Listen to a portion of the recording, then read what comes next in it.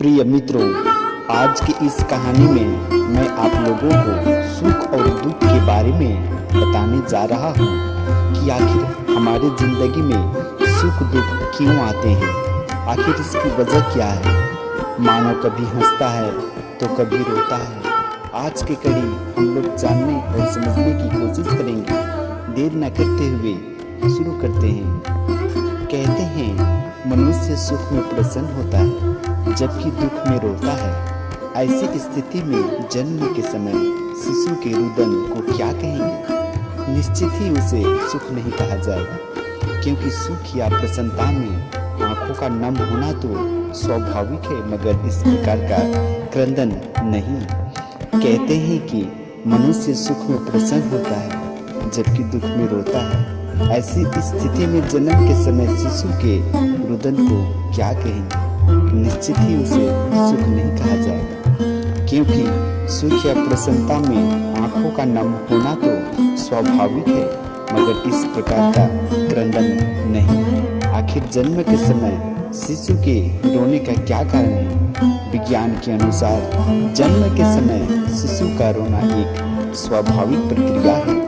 वहीं शिशु के रोने का एक कारण यह भी माना जाता है कि माता के गर्भ से बाहर आने के बाद उसे लगता है वह एक अनजानी जगह आ गया है और उसे यह संसार सुरक्षित नहीं लगता, इसलिए वह रोता है। और जब माता उसे सीने से लगा लेती है तो उसे विश्वास हो जाता है कि वह सुरक्षित है।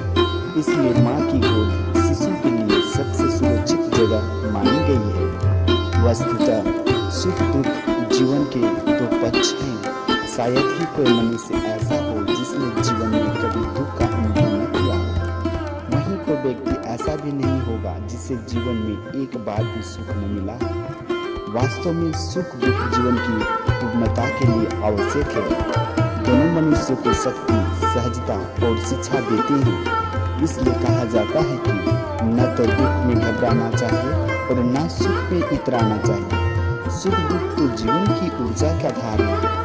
सुख से शांति, पवित्रता और शुद्धता का संचार होता है, तो दुख से जीवन की आवश्यक सबक मिलते हैं। फिर भी यह किसी विडंबना से कम नहीं है कि मनुष्य जीवन में कभी भी कोई दुख नहीं चाहता। वह हमेशा सुखी रहना चाहता है, और वह भी अपनी इच्छा या आवश्यकता के अनुसार।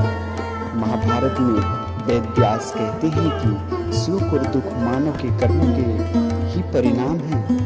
इसलिए परिणाम को सहजता से स्वीकार करने में ही बुद्धिमानी है। जो परिणाम को सहजता से स्वीकार कर लेता है वह अनेक प्रकार की विसंगतियों और मनोविकारों से बच जाता है। इसी में जीवन के सुख का सूत्र निहित है। प्रिय बंधुओं, ये कहानी कैसा लगा। मुझे पूरी उम्मीद है कि इस कहानी से आप लोगों को नई सीख मिली होगी। आज की इस कड़ी में इतना ही, और यदि आपको इस चैनल की कहानी पसंद आए तो अवश्य ही सब्सक्राइब और लाइक करना ना भूलें। जय श्री